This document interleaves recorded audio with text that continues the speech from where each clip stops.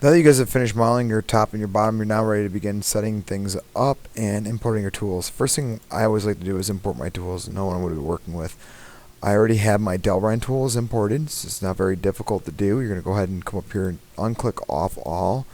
Select, just highlight local. Now your options up here are allow you to import tools. So you're going to select the import option, go to X drive, go to computer integrated manufacturing or CIM, and go to the fusion tools. And you're going to have Delrin for mill container and the Delrin for lathe container. You have to open the container activities.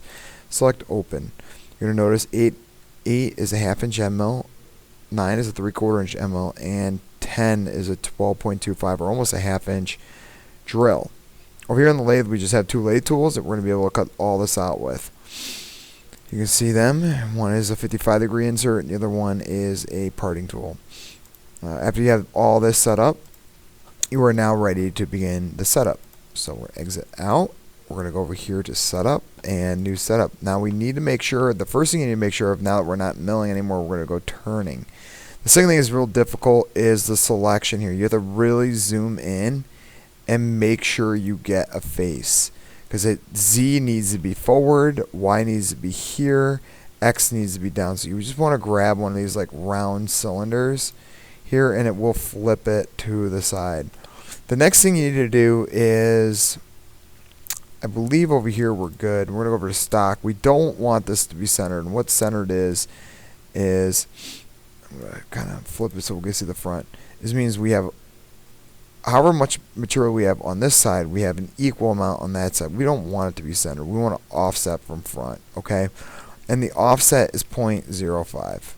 And it doesn't even need to be that much. Actually, probably 0.025 is going to be about perfect. So we're just going to be able to have enough there to face off the end, and we're going to have whatever is left on the end.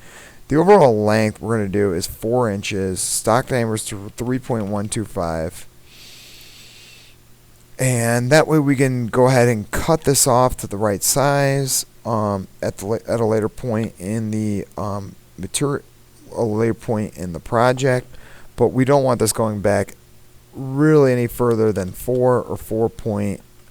I'm going to go back 4.25, but that is it, 4 1/4 inches. So I have enough room for the parting tool to come down. So make that 4.25, 3.125, and select OK. Now you have your stock is all set up and you're ready to begin your tool paths. So again, going back through this turning operation, you got to make sure Z is at the front. If you're in the front view, X is going to be going down, or it could be going back out. It doesn't make a difference because we're turning 3.125, 4.25, and offset 0.025. After you do that, make sure your post process is set and you have a program name and number. I'm going to do 40 for the beginning program comment, Sullivan's bottom,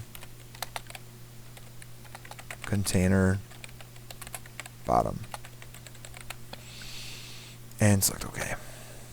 Good luck.